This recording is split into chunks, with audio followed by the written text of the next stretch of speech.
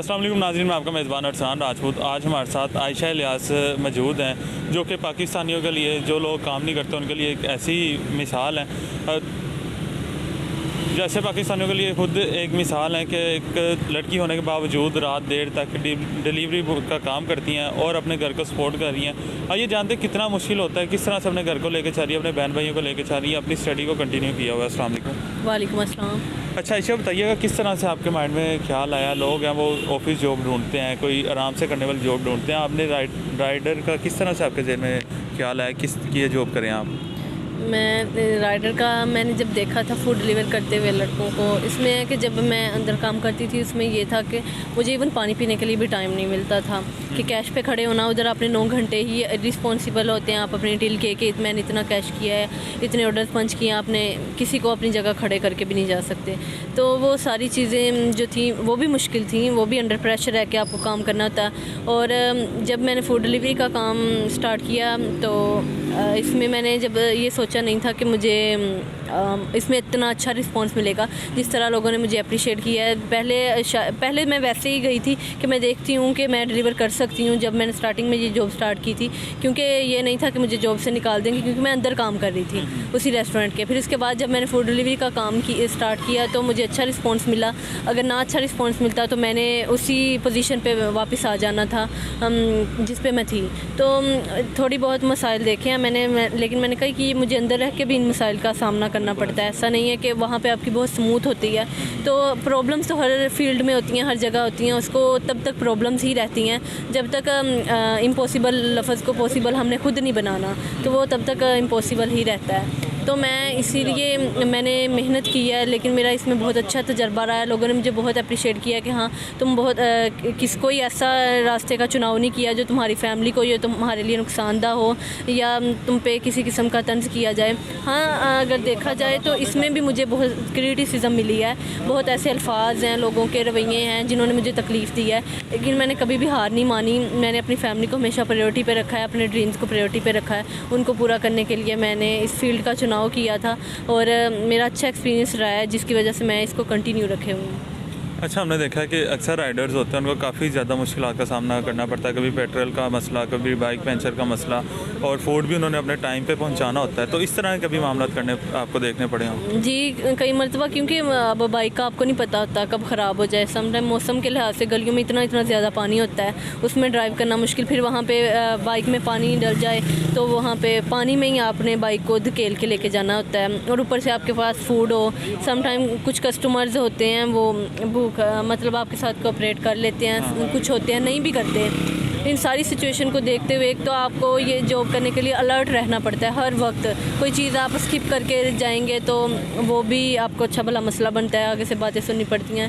फिर कुछ customer food नहीं लेते। इस चीज़ को देखते हुए प्रॉब्लम्स तो होती हैं, लेकिन ये है कि मैंने कभी हार नहीं मानी। ये नहीं सोचा कि मैं ये नहीं कर सकती, लेकिन ये है कि फिर नेक्स्ट टाइम मैं एहतियात ज़रूर करती हूँ।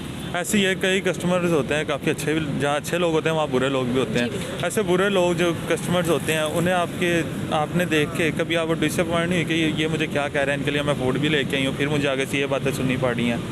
हाँ, सबसे ज़्यादा मसला तब होता है जब कस्टमर फूड मंगवा के फूड भी ले जाए और पेमेंट के लिए आधा घंटा बाहर खड़ा रखे, तो शायद वो भूल जाते हैं या पता नहीं क्या मसला होता है। ये सबसे ज़्यादा जो मसला है मुझे फ़ेस करना पड़ता है। कस्टमर फूड ले जाके पेमेंट जल्दी नहीं करते, हालांकि जब आप फूड तब भी वहीं भी वेरीफाई करके आप पेमेंट कर सकते हैं, लेकिन हमें फिर भी तहम्मुल मिजाजी का मुजाहरा करना पड़ता है। फिर घंटे बाद भी पेमेंट लेके स्माइली फेस के साथ अलविदा कहना पड़ता है। ये सबसे ज़्यादा डिफ़िकल्ट होता है कि देखें ये हमारी ड्यूटी है, आपको नहीं पता कि हो सकता है हमारे पास और फूड भी हो, ऐसा होता है ना, और भी देना हो। इन चीज़ों पे उनको समझाना, उनको ये सारी सिचुएशन अंडरस्टैंड करवाना मुश्किल होती है। लेकिन कुछ कस्टमर्स अच्छे भी हैं जो तब भी पेमेंट कर देते हैं, जिनकी वजह से मसले नहीं होते। इन सारी चीज़ों को साथ लेके चलना पड़ता है। हमने देखा अक्सर हमारे पाकिस्तान की सड़कों पर इतनी ज़्यादा जो फीमेल्स हैं, गर्ल्स हैं, वो बाइक्स नहीं चलाती, और जो चलाती हैं लड़कियों ने कई ऐसे होते हैं कि वो तंग करते हैं। कभी ऐसा आपने फेस किया हो? मैं उन लड़कियों को बहुत अप्रिशिएट करती हूँ जो इन सारी चीज़ों के बावजूद मेरा भी इंक्लूड उन्हीं में से होता है कि वो फेस कर रही हैं इन सब चीज़ों को। लेकिन ये मुआशरा हमारा ऐसा है कि इनके माइंड सेट हमने ही किए हैं कि देखें ना, अगर देखा जाए तो बहुत सारे ऑफिस, बहुत सारी ऐसी फील्ड हैं जहाँ पे औरतों को इन चीज़ों का सामना करना पड़ता है, तंज का, बातों का, डांट का, हर चीज़ का। लेकिन विजिबल वही होता है जो जिस तरह मैं हूँ, बाहर निकल आई हूँ। तो ये विजिबल इसलिए है क्योंकि मैं सड़कों पे हूँ, बाहर हूँ, यहाँ पे लोग मुझे देखते हैं। वो कुछ ऐसे एरिया में जहाँ पे सब लोग उनको नहीं देखते। तो मसला तो हर जगह होता है, लेकिन इन मसले के लिए हमें अपने आप को मजबूत करना पड़ता है क्योंकि ये ज़िंदगी है, किसी की भी आसान नहीं होती। ये बहुत मुश्किल होती है और ज़िंदगी बहुत इम्तिहान लेती है। तो उन इम्तिहानात में कामयाब होने के लिए अपने आप को स्ट्रॉन्ग करना पड़ता है। सम टाइम कॉन्फिडेंस लूज़ भी हो जाता है, या सम टाइम बीमार हो जाएं क्योंकि तो फिर भी जॉब करनी पड़ती है। जिस तरह ईद पे भी छुट्टी नहीं होती रेस्टोरेंट फील्ड में। ईद हो, शबरात हो, या कोई भी इवेंट हो, आपकी फैमिली में इवेंट हो, वो घर वाले जो हैं वो इवेंट पे होते हैं, हम ड्यूटी कर रहे होते हैं। ये इस तरह की बहुत रिस्पॉन्सिबिलिटी वाली ड्यूटी है जिसको मुश्किल होता है, लेकिन जब देखा जाए कि आपकी रिस्पॉन्सिबिलिटीज़ पूरी हो रही हैं फिर इन चीज़ों को आप मैनेज कर लेते हैं। अच्छा, कभी ज़िंदगी में ऐसा भी आपके हुआ है कि आपने सोचा हो कि अब इस जॉब को छोड़ के कोई और जॉब की जाए? कोई ऐसा वाक़या हुआ हो या ऐसा कोई आपको फेस करनी पड़ी हो चीज़? एक तो मैं सोचती हूँ कि मुझ पर रिस्पॉन्सिबिलिटीज़ हैं, इनको मैंने पूरा करना है हर हाल में। तो इसमें मेरा एक्सपीरियंस हो गया। अब मैं जॉब का नहीं सोचती, अब मैं सिचुएशन पे आ गई हूँ कि अब मैं बिज़नेस का सोचती हूँ। मैं सोचती हूँ कि मैं कोई अपना बिज़नेस स्टार्ट करूँ, रेस्टोरेंट फील्ड से ही रिलेटेड मैं अपना बिज़नेस स्टार्ट करूँ।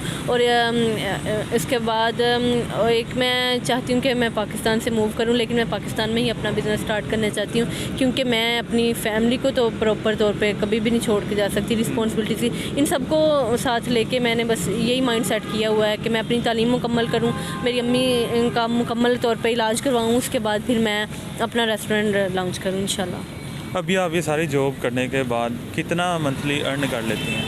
मंथली 60 से 70 हज़ार रुपये मैं मंथली अर्न कर लेती हूँ। तो ये किस तरह से 60 से 70 हज़ार को मैनेज करती हैं? बहन भाई भी हैं, माँ बाप भी हैं, किस तरह से सारी चीज़ों को लेकर चलती हैं?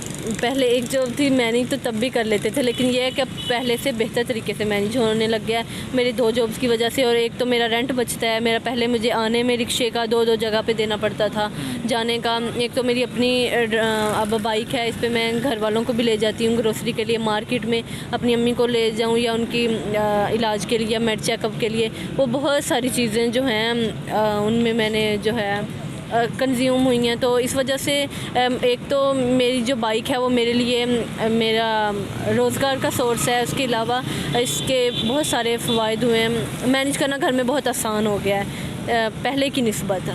अगर पहले से बहुत बेहतर हो गया है, जिस तरह 30 हज़ार में भी गुजारा था, लेकिन अब 60-70 हज़ार में भी गुजारा है, लेकिन पहले से बहुत बेहतर हो गया, अल्लाह का शुक्र है। आप 60 से 70 हज़ार को किस तरह से मैनेज करती हैं, ये थोड़ा सा बताइएगा हमारे नाज़रीन को। 20 हज़ार तो हमारे घर का रेंट चला जाता है, उसके बाद 10-15 हज़ार बिल होते हैं बिजली का, गैस का, पानी का। उसके बाद हमारे घर की ग्रोसरी होती है, फिर अम्मी की अद्वियात होती हैं, और उसके बाद मेरी स्टडी के एक्सपेंसेस, और फिर सारा महीना जो फ्यूल डलवाना होता है, ये सारी चीज़ों को मैनेज करना, मतलब सैलरी यूज़ हो जाती है। अभी आपने बताया बिज़नेस करना चाहती हैं, हमारे व्यूवर्स या कोई आपके साथ बिज़नेस करना चाहे तो उनके लिए क्या पैगाम है, क्या कहेंगी उन्हें?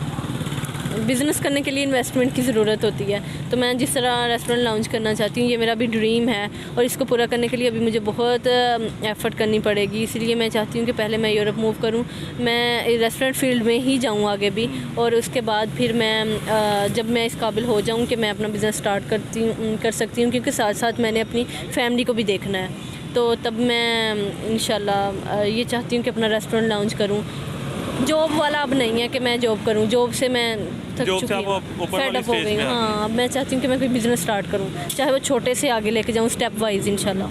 जी, तो नाज़रीन आपने आशा की बातें सुनी, किस तरह से ये कॉन्फिडेंट हैं कि अपने बिज़नेस की तरफ आगे मूव करें, अब जॉब को छोड़ें और बिज़नेस की तरफ आएँ, ताकि अपने फाइनेंशियली और अपने पेरेंट्स वगैरह को और ज़्यादा प्रायोरिटी पे रख सकें और अपने हालात जो हैं वो बेहतर से बेहतरीन कर सकें। इसी के साथ हमें इजाज़त दीजिए, मिलते अगले प्रोग्राम में, तब तक के लिए अल्लाह निगहबान।